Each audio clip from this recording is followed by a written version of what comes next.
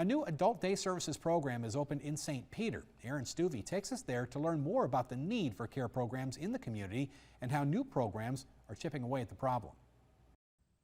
Ecumen has provided an adult day services program in Mankato for over 20 years. On Tuesday, the group opened their new St. Peter location. The services aim to provide care to adults who ordinarily have individual caretakers. Participants range from young adults with developmental disabilities to older adults suffering from Alzheimer's and memory loss. Program organizers say that the new location is long overdue, as some people have been on the Mankato waiting list for over 2 years. We've had a growing waiting list and established that the need is here in St. Peter and the greater community. We've always served people from St. Peter and bused them to the Mankato location.